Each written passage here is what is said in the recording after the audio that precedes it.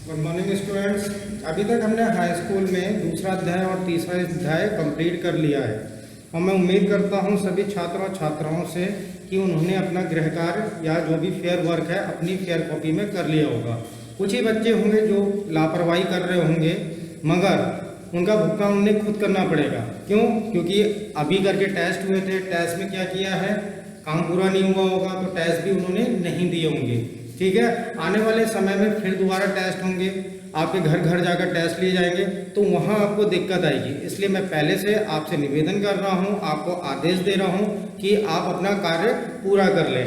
आज हमारा चौथा अध्याय स्टार्ट होगा। ठीक है, चौथा अध्याय स्टार्ट होगा हमारा, जिसे हमारे पास है द्विघात समीकरण।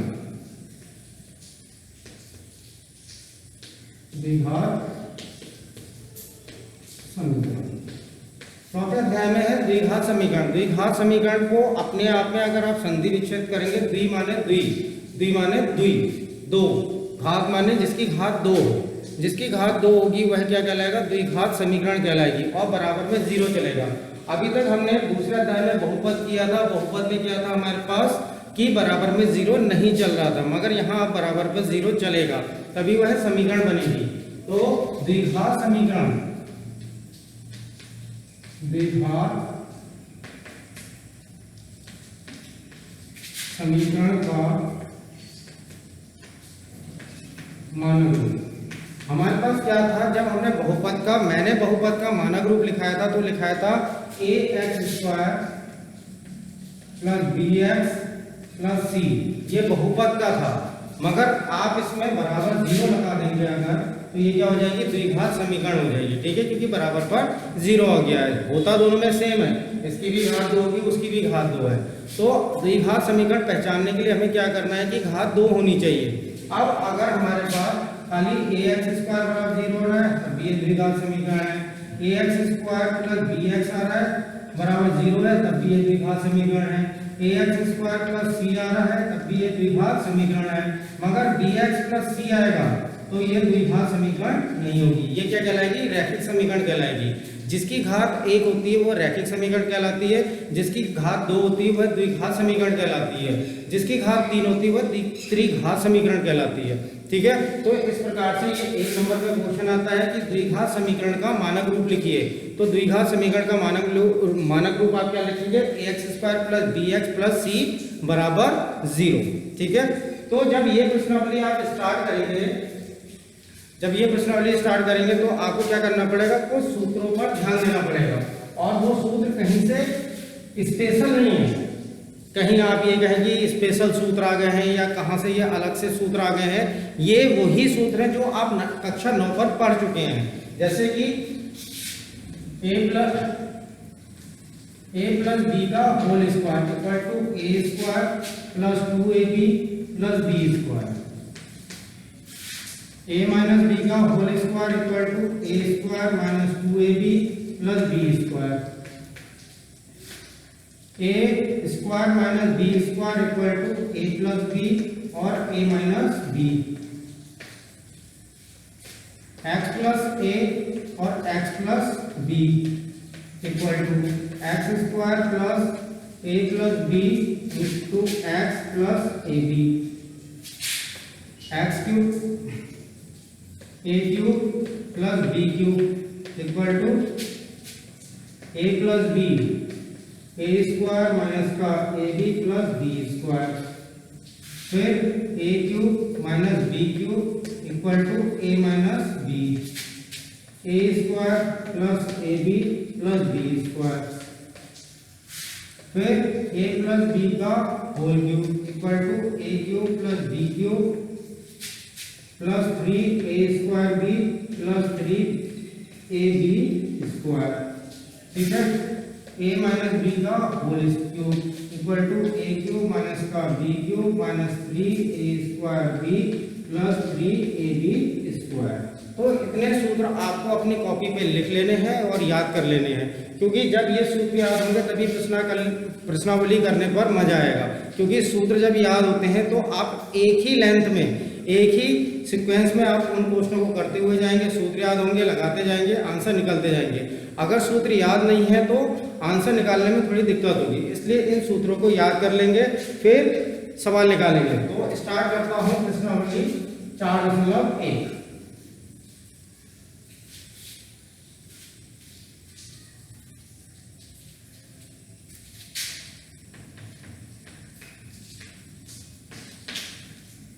पहला सवाल है आपका x+1 का होल स्क्वायर। x+1 का whole square equal to bracket में x-3। इसे सॉल्व करना है। अब ये हो गया x+1 का होल स्क्वायर, तो इसमें क्या लगाएंगे a+b का होल स्क्वायर। तो a की जगह पर x है, b की जगह पर 1 है, तो ये हो जाएगा आपका x² प्लस 2, a की जगह x, b की जगह 1 प्लस b² 1 का square equal to 2x minus का 6। x² plus 2x plus 1 equal to 2x minus का 6। x² plus 2x plus 1 minus का 2x प्लस का 6 इक्वल टू 0। 2x से 2x कैंसिल हो गया, x² प्लस 7 इक्वल टू 0। हाँ, द्विघात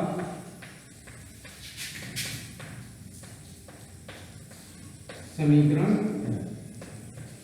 ठीक है।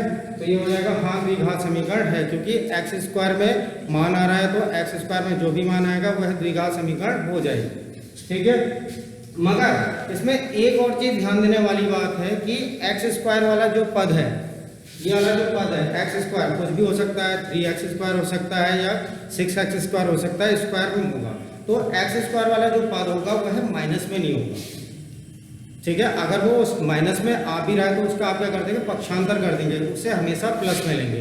ये नहीं कि माइनस में चला रहे हैं, माइनस में x² वाला पद नहीं होता है, ठीक है।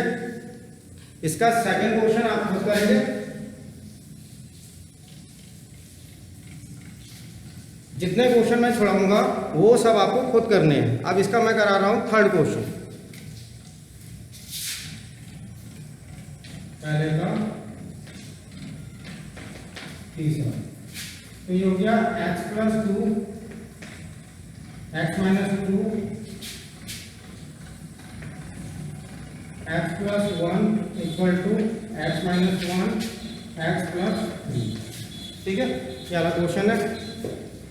अब दो ब्रैकेट को कैसे खोलें, इसमें आप x की गुणा भी कर सकते हैं या फिर इसमें तीसरा या चौथा सूत्र लगा सकते हैं, x+a और x+b भी लगा सकते हैं। मगर आपको अगर डायरेक्ट करना है तो x की सबसे गुणा करेंगे तो x² प्लस x, 2 की गुणा करेंगे माइनस का 2x माइनस का 2 equal to x² plus 3x minus का x माइनस का 3। ये हो गया x², ये हो जाएगा माइनस का x में से 2x जाएगा तो माइनस का x हो जाएगा माइनस का 2 equal to x² plus 2x minus का 3। x² माइनस का x माइनस का 2 माइनस का x² माइनस का 2x प्लस 3 इक्वल टू 0। इन तीनों का हमने क्या किया, पक्षांतर कर दिया। यहाँ पर x² से x² कट गया, तो ये हो गया माइनस का x और माइनस का 2x मिलकर हो गया माइनस का 3x और प्लस का 1 इक्वल टू 0। नहीं, ठीक है, नहीं, क्यों, इसमें x² वाला पद नहीं है, ठीक है, इसलिए ये द्विघात समीकरण नहीं होगी। अब इसका क्वेश्चन है आपका 7वां।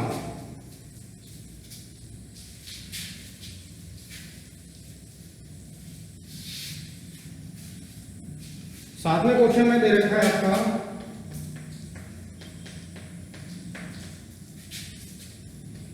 x+2 का whole cube equal to 2x bracket में x² माइनस का 1, ठीक है। अब इसमें लगाएंगे x प्लस y का होल क्यूब या फिर a प्लस b का होल क्यूब। a की जगह पर x है, b की जगह पर 2 है, ठीक है। तो ये हो गया a का क्यूब प्लस b का cube plus 2x² into 2 plus 2x into 2 का स्क्वायर इक्वल टू अंदर गुणा करेंगे 2x क्यूब माइनस का 2x। X cube plus 8 plus 2 दूनी 4 एक्स स्क्वायर प्लस ये हो जाएगा आपका 4 दूनी 8 एक्स माइनस का 2x क्यूब माइनस प्लस का 2x इक्वल टू 0, इन दोनों का पक्षांतर कर दिया। ये हो गया x क्यूब में से 2x क्यूब माइनस हुआ तो x क्यूब माइनस का आ जाएगा प्लस 4x स्क्वायर है नहीं तो 4x स्क्वायर 8x में 2x गुणा 2 प्लस 10x और प्लस का 8 बराबर 0। अब क्या है, ये जो समीकरण आई है वो हमारी किस में आई है, x क्यूब में आई है और माइनस भी है, अतः ये नहीं होगी। तो इस प्रकार से ये सवाल खुद करेंगे, ठीक है। अगला वाला सवाल भी खुद करेंगे। जो नहीं आएगा मुझे आप व्हाट्सअप कर सकते हैं, नंबर मैं पहले दे चुका हूं कि सर ये वाला सवाल हमें नहीं आया है, तो अगली वीडियो में वह सवाल मैं आपको बता दूंगा, ठीक है। ये इनकी तैयारी करिए और फिर कॉपी पे अपना काम पूरा कर लीजिएगा। धन्यवाद।